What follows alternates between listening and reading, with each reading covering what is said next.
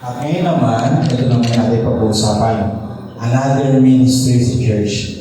And let's read together. Sige nga po, sabay-sabay. Discipling the next generation for fruitfulness. Discipling the next generation for fruitfulness. Sabi ito sa na-grab kong picture, children are next generation. So, what are you teaching them? Ang mga bata, ang susunod na henerasyon, so ano ang ituturo mo sa kanila? Alam niyo po, yung discipleship is not only horizontal or reaching out and teaching, nurturing, discipling our generation. At tawag yan, horizontal. Okay? Itong henerasyon na to, din-disciple natin. Pero ang discipleship, vertical din. Ano ibig sabihin? Ito yung intentional discipleship ng mga susunod na generation. Ibig sabihin, ngayon pa lang iniisip natin, Eli Boy, makinig. Iniisip din natin siya. Hello? Hello? Yung mga bata sa church, hindi yan panggulo.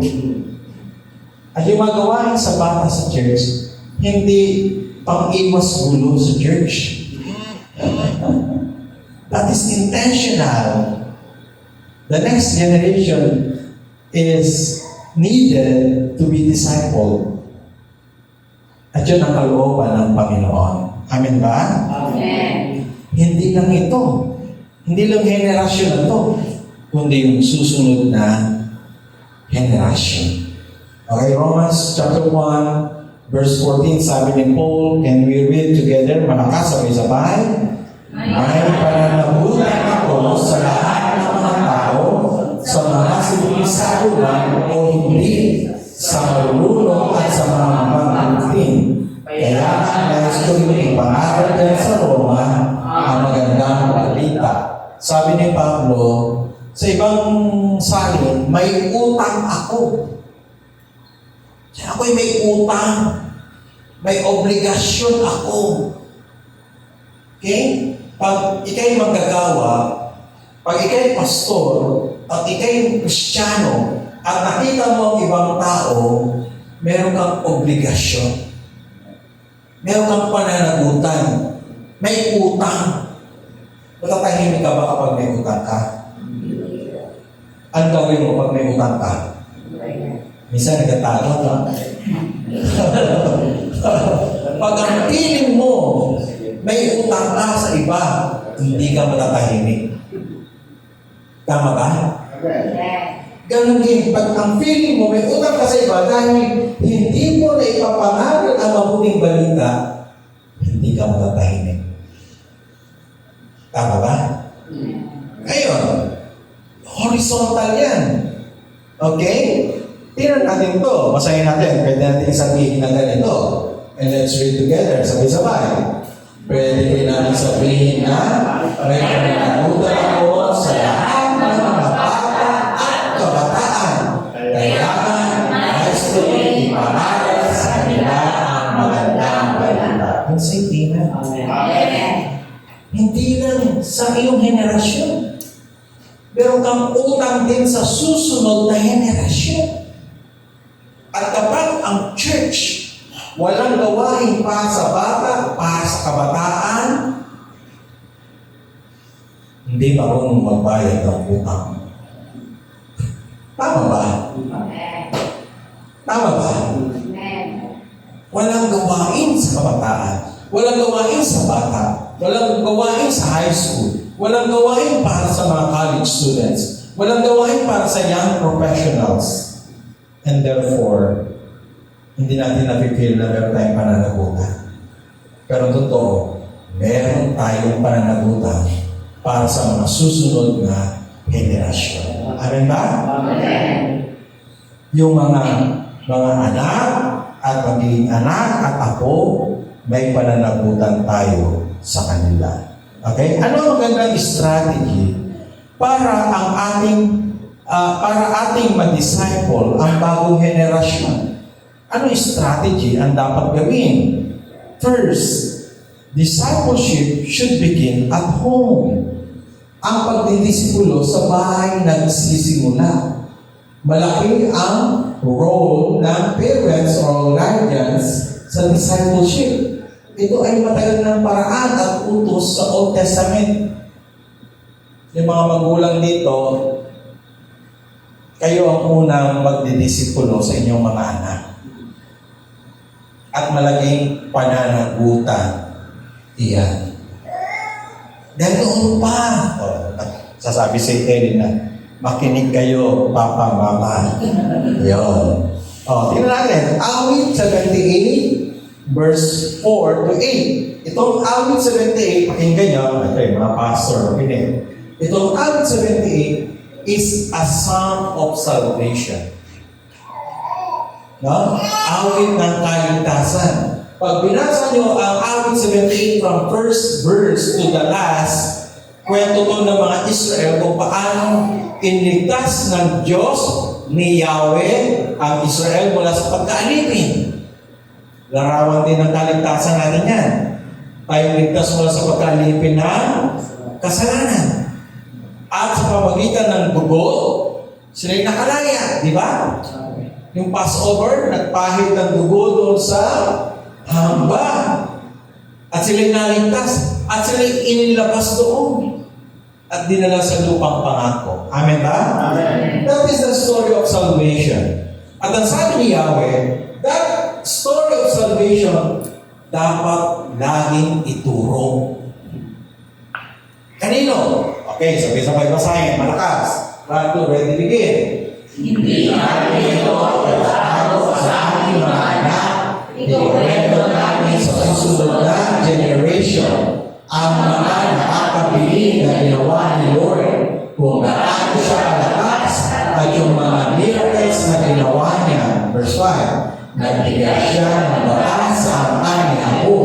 Bigyan niya ng mga utos ang bayan ng Israel. Tapos sinabi niya sa mga ancestors natin na ituloy ko sa mga anak nila. Verse 6, gusto niya kasi nalaman mo ang mga susunod na generations kahit yung mga ipapanganak pa lang. Tapos ipapasa na ito sa magiging anak nila. Dahil dito, magtitiwala sila sa Diyos. Pagkakaroon ng pananampalataya. Ano pa? Hindi mawala sa isip nila ang mga ginawa niya at lagi nila susundin ang kanya mga utos. Pagiging masunurin sila, magiging obedient. Verse 8, hindi sila magdaya sa mga ninuno nila na mataas ang ulo at hindi masunurin, kulang sa tiwala at hindi naging tapat sa Diyos. So say amen to that. Amen. Mawala na sa iyo. Minsan gusto natin baguhin ng isang pamilya. Pero alam nyo, you know how to change one family? It takes another generation. Hello? Gusto yung mabago yung cycle ng, alam niyo yung pamilya na lagi nagsisigawan, lagi nag-aaway, walang galang ang bata sa magulang, ang mag-asawa laging talaga namang may gera sa loob. Gusto natin mabago. Yan ang baguhin ng isang henerasyon. Can you say amen to that? Amen. Dahil yung mga batang lumaki, napanuto, magsisimula sila ng isang pamilyang napanuto. Yung huling pamilya, naburan na. Lahat ng hindi maganda roon, naiwan na. Yung bagong henerasyon, dinisipulo mo, magkakaroon ng isang panibagong magandang pamilya. Amen. Diba? Hindi magandang background. Ako, from a family of 16 children. Ang pa ng dalawa. At 18. Dami. Gano'n kagulo yun? 18. Diba? Pero nagsimula akong makakilala sa Lord 13. Na disciple.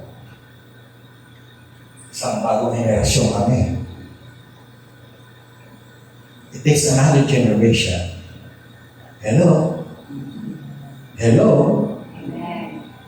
Parang ikaw, hindi mo nababalikan yung hindi maganda sa nakaraan.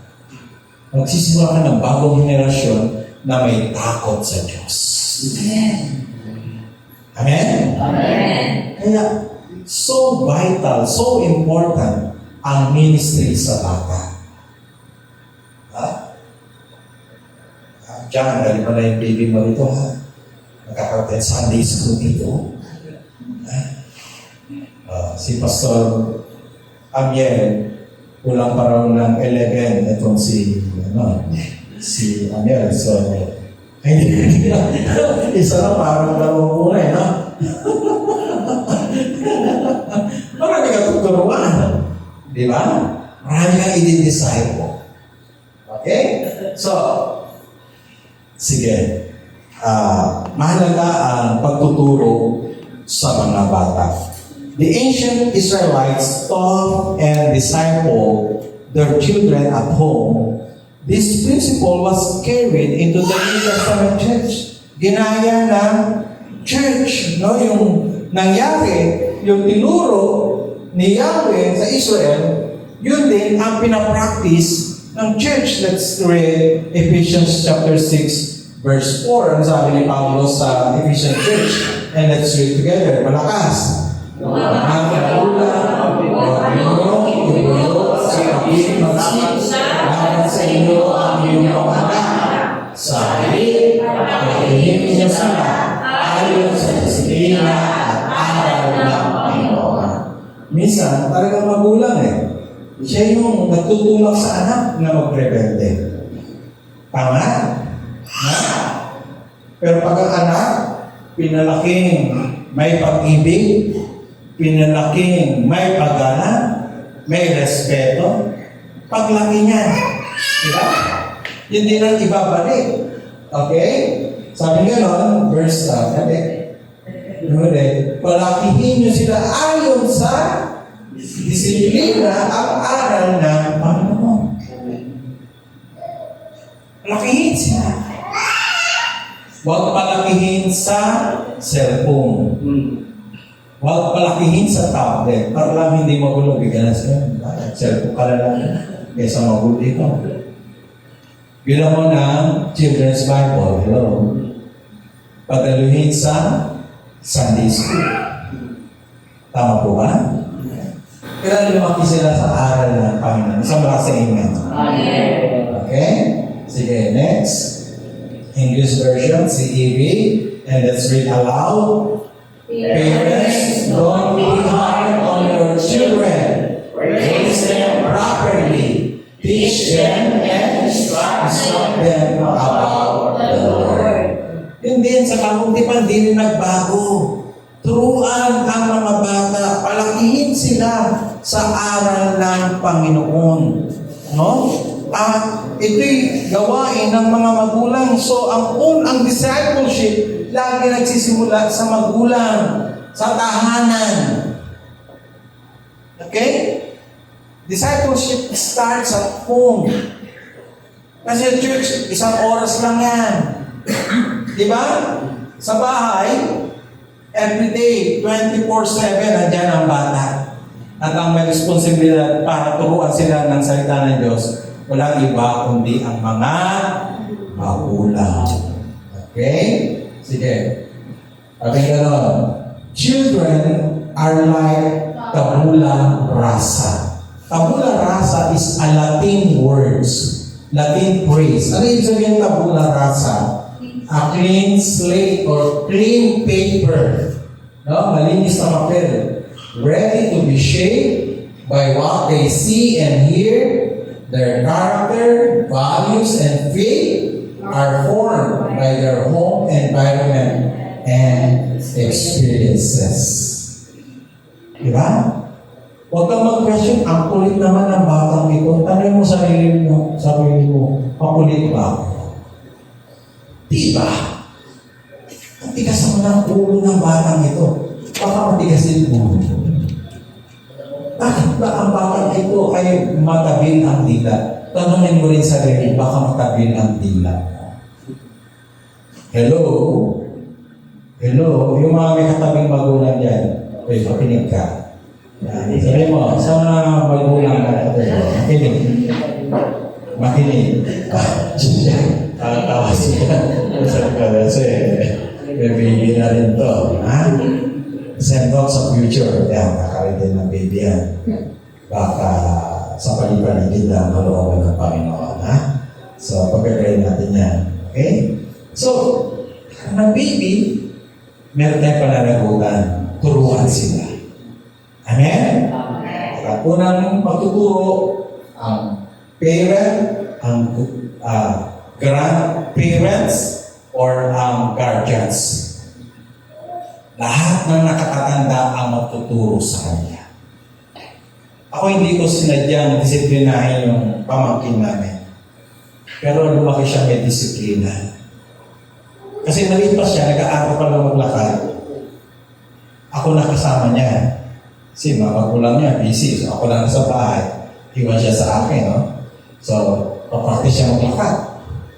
Ikot kami doon sa lugar namin. Ang mga bata, naturally, ayaw mo mawa. Gusto ka niya lang. Eh, hawak ko siya lang. Uupo siya. Tagaan. Pero nakatayo lang din ako. Wala na ako sinasabi ko siya pinagagalitan. Pag tayo niya, nandun pa rin ako. Hindi ako umalis. Wala siya magawa, kundi hawak ulit. 30 na ano siya ngayon? 9? 10. Pag naglakad kami sa mall, hinahabol niya pa rin ako hawak sa kamay ko. Ang laki niya na. Ano yung disiplina na yan? Na bata pa lang. Simple lang yun. Kasi simple discipline. Pero sinasabi ko sa kanya na you are protected, you are secure once you are holding my hands. That's simple. Ganun lang. Ang magtuturo, sino? Matanda. Kasi tayo ay. Bakit bagay, bahala ka. Di ba? Ganun minsan eh. Ayaw natin makulitan, bahala ka. Hindi. Dapat ang magulang. Pag mali, consistent, mali yan, hindi dapat gawin. Pag tama, bigyan ng praise. Tama? Magulang. Saan nagsisimula? Sa tahanan. Sa tahanan. Nagsisimula ang discipleship. Okay? Can we read this together? Sige nga po, malakas.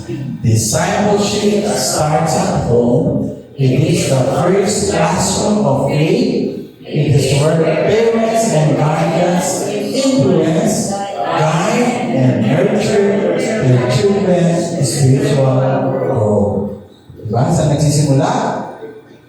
Sa bahay. Psalm 78, saan nagsisimula? Sa bahay. Ephesians chapter 6 verse 4, saan nagsisimula? Sa bahay. Palapitin mo din yung katabi mong magulang. Makinig, huwag magulog. Nakaligtas si Ken. Nakaligtas si Ken.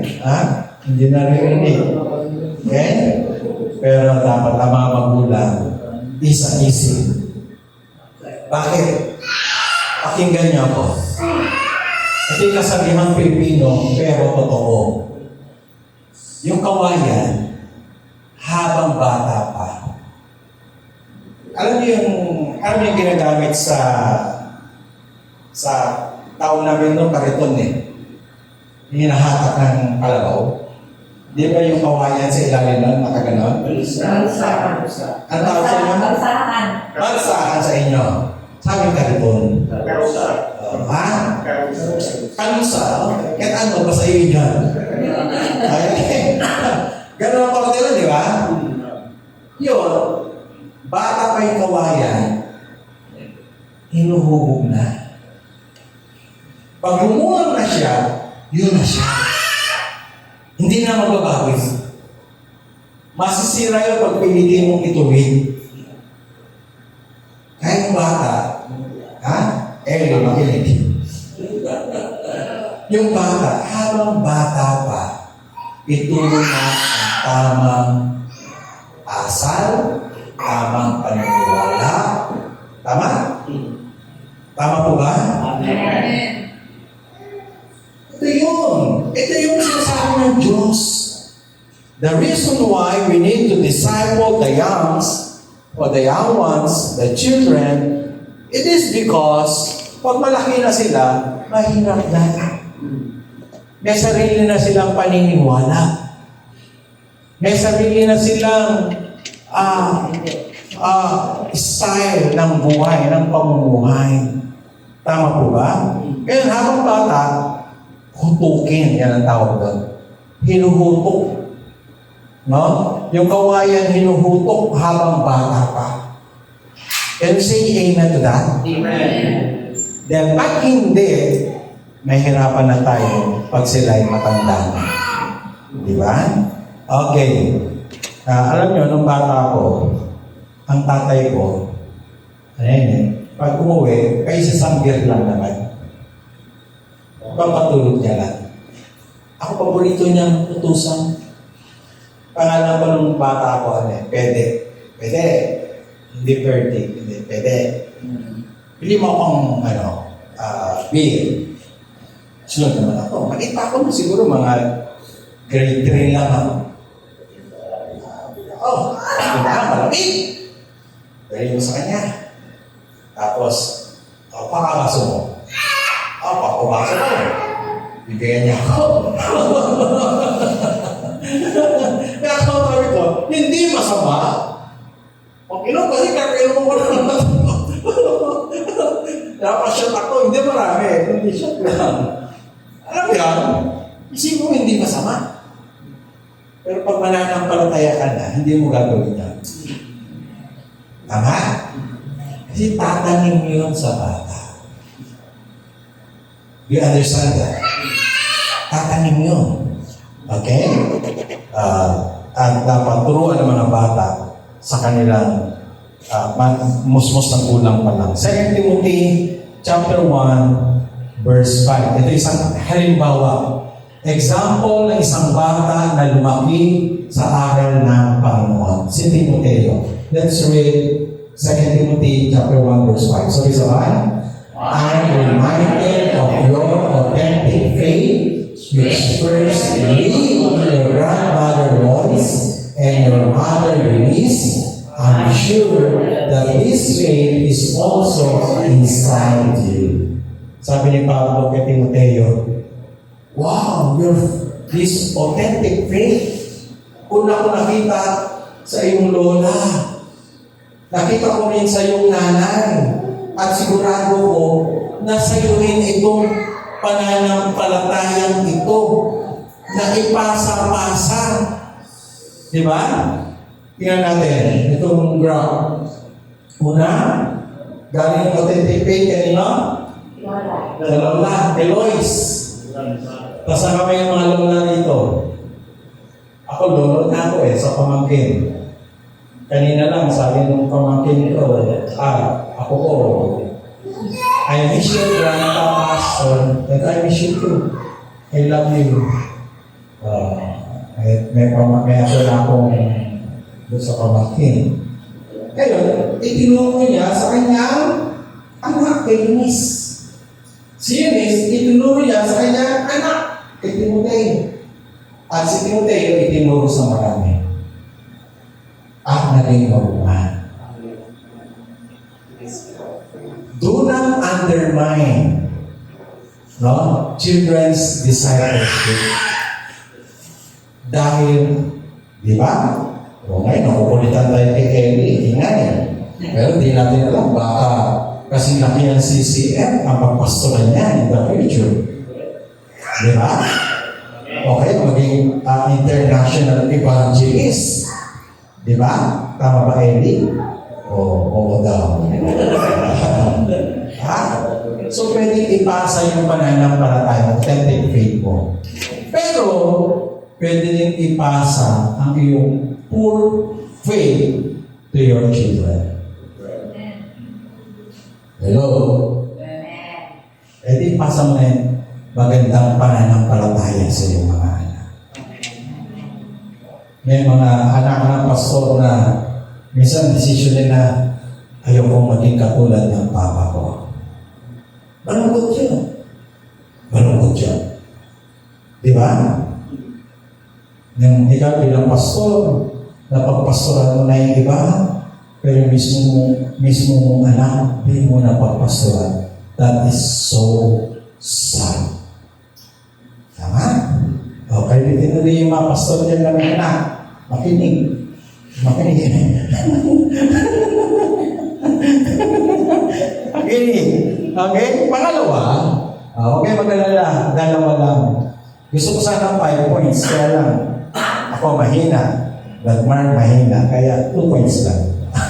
Pangalawa, let's read together. So it's a 5. Discipleship is partnership between home and church. Doon na mapasok ang church. Primarily, sa bahay muna din ni disciple. Amen ba? Amen. Ngayon, ang church susupport sa bahay. Why? Because it takes a whole village to raise a child.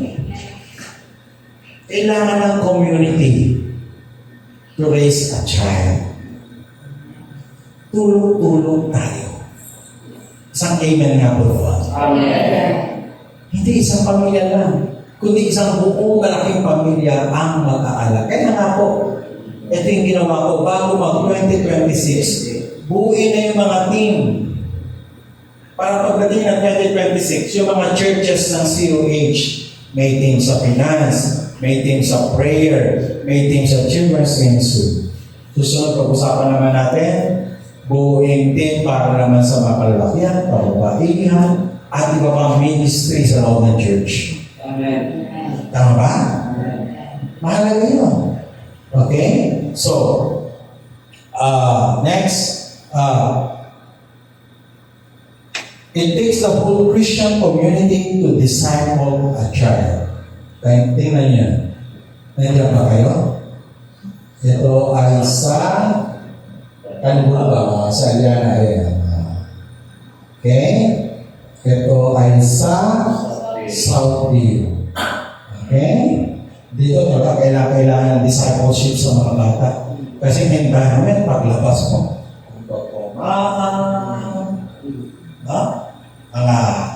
mga all-day life, nagkakabutan ng susunod. Kaya nare-read lagi nila. Okay?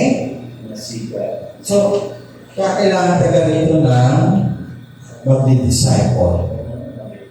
Okay? Tapos ito naman ay Banyadero. Di ba? Ito naman sa Banyadero. Okay. So, maganda. Children's Ministry.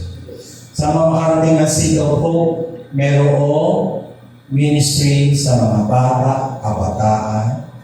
Pero sa amen sa kaya saan dapat, yung mga apo ni Sister Leia, pwedeng turuan. Papuntahin nyo at may mga teacher tayo rito. Turuan sila. Mali pa lang, turuan na. Okay? Dapat mayroong discipleship sa mga bata. Okay? Anong paano? Step 1, discipleship begins at home.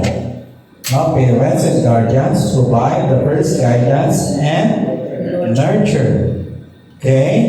And then, second, the church works alongside the family, reinforcing and continuing discipleship through teaching, mentoring, and community support. Kaya nga magkakaroon ng Sunday school training, teachers training sa susunod na linggo sa sa Kanlubang. Okay? Baka meron dito na gustong dumalo sa training, pwede dumalo. Okay? Then, discipleship of the next generation should be intentional. Let's give them, number 1, let's give them a good example to follow. Minsan, may mga bagay na hindi itinuturo by words. Minsan, itinuturo by action. Tama? Oh. At tanghali na kayo gumising, ikaw man tanghali na gumising. At dapat kumain kayo, hindi ka naguhugas ng pinakain na ikaw nga hindi. Hello? Hello? Ha? Pero napaka-ano nyo sa pera, napaka-bulansa. Eh, ikaw nga hindi marunong, you're not a good steward of your money. Minsan, by example, at minsan mas malakas yung nagagaya kaysa naririnig. Tama? Pangalawa, let's share the gospel with them. I-share ang mabuting balita sa mga anak.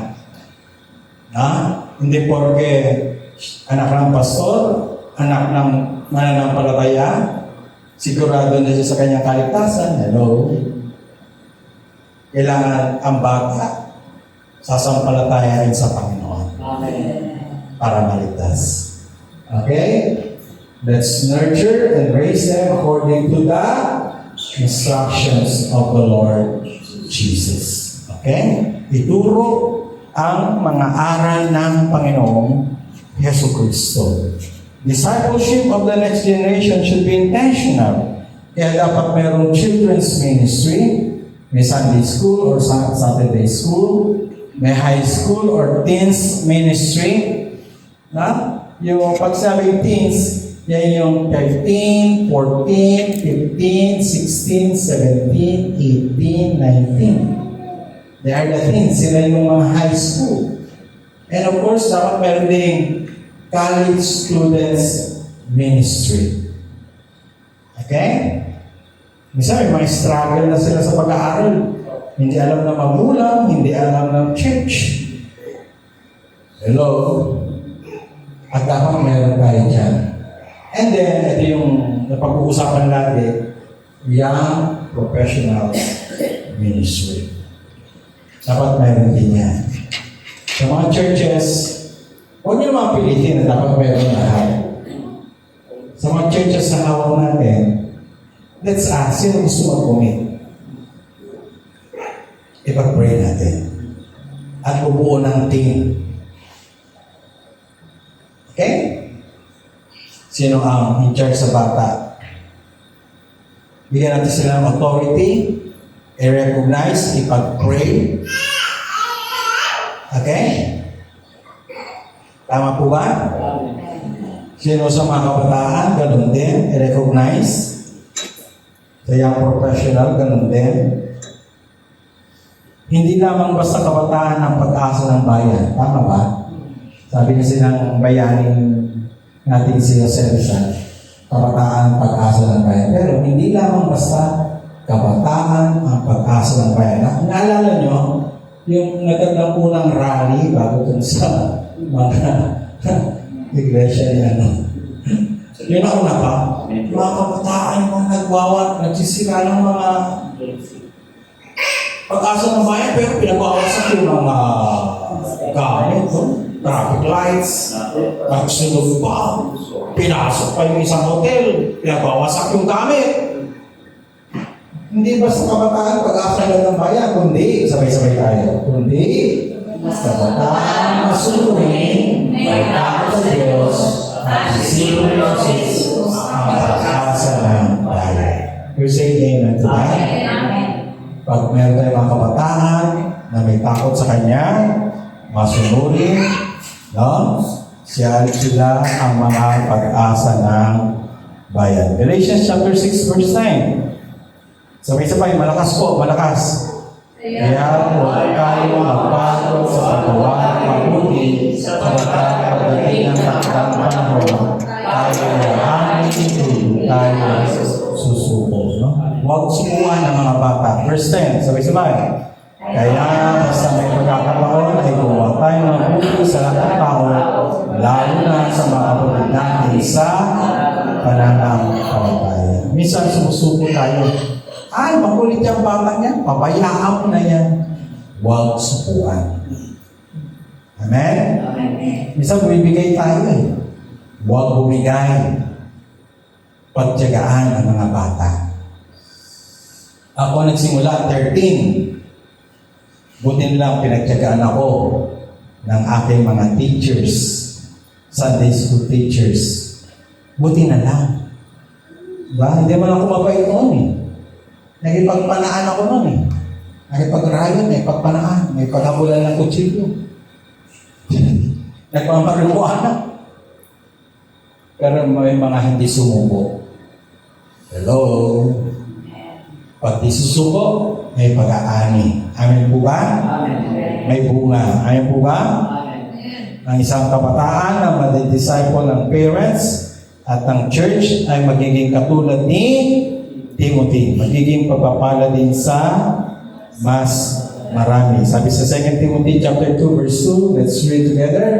Ang mga narinig mo sa akin sa harap ng maraming saksi ay pagkatiwala mo sa mga tao may katapatan at may kakayahan magturo naman sa iba. Tingnan natin ito. Tingnan yung graph. Sabi ni Paul. Sabi niya, Paul. Sabi ni Paul. Paul. Tapos kay Timothy. Tao tapat at sa iba. Justification, ha? So, that's not a number. At isa lang. Pagtsaga mo isa. At yung isa mo yung mabubunga. Tama? Okay. Ang tawag dyan, notification. Tunay na mabunga. Kaya nga, sinundan niya sa verse 6, no? Ito sabi niya, ang magsasaka nagtatrabaho mabuti ang siyang dapat unang makinabang sa bunga na kanyang pinaghirapan. May bunga.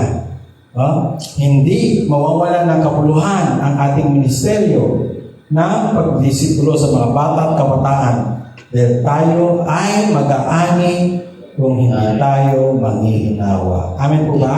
Amen. So therefore, let us commit our lives in discipling the next generation to bear more fruits.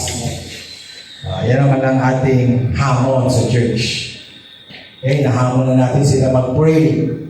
Nahamon na natin sila magbigay. Nahamon na natin sila humayo. Hamonin naman natin sila mag-disciple ng bagong henerasyon. Dahil may utang tayo sa mga anak natin at yung mga susunod pang henerasyon. Amen? Amen. Katulad sinabi ko, it takes another generation. Tama? Another generation para magkaroon ng isang banso, isang mabunga, isang pamilya na masungurin at may takot sa Diyos. Okay? Pagpalain tayo lahat ng ating Panginoon. Yes, Lord. Maraming salamat, Panginoon, sa paalala sa bawat isa sa amin na mahalaga ang pagdidisipulo ng mga susunod na mga generation, Panginoon. Ito po'y magsisimula sa tahanan at maging po sa community, sa church, sa aming Panginoon Diyos. Dalangin, Panginoon, ang mga magulang na naririto, aming Panginoon. Bigyan mo ng talino, bigyan nyo ng lakas ang bawat isa, Panginoon, sa pagdidisipulo ng kanilang mga anak o aming Panginoon Diyos. Yes, Lord. At ikaw po, Panginoon, sa inyo po sasampalataya ang mga bata, ang mga susunod na generations o aming Panginoon. Amen. Maging po, Panginoon, ang mga kabataan sa church, Lord God, give us a heart, Panginoon, na sila po ay ma-disciple intentionally, Panginoon. Amen. Maraming salamat sa mabubuong ministeryo, sa mabubuong team, Panginoon, sa church, Lord God, na magtuturo sa mga kabataan. Yes. Ngayon pa lamang, ihanda nyo na po. Kumilos ka na po sa kanilang mga puso. Sila po ay mag-commit, Panginoon, sa gawain ito, Amen. Panginoon Diyos. At sa gabing ito, sa inyo po namin pinagkakatiwala ang buhay ng bawat isa.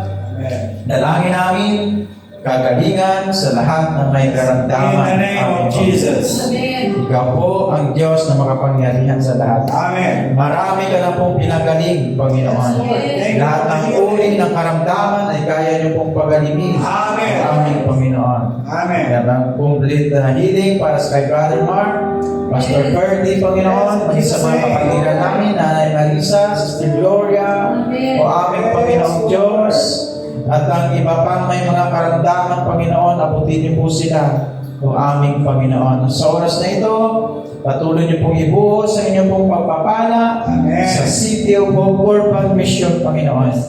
Nang aming mga buhay na ito ay maging pagpapala din sa iba, o aming Panginoon. Yes, Lord. Kami po inyong mga ilaw, inyong asin, Panginoon, na patuloy na magliliwanag at patuloy na magbubunga, o aming Panginoon, at walang ibang maluwalhati kundi ikaw lamang, Panginoon. Amen. Sa gabing ito, igawad niyo po ang inyong mayamang basbas at bendisyon sa bawat isa sa amin, na nawa ang pag-ibig ng Diyos Ama, ang biyaya at habag ng Panginoong Jesucristo, at ang pag-ibisan ng banal na Espiritu ay maranasan nawa namin lahat Amen. ngayon at magpakailanman. Amen. Amen.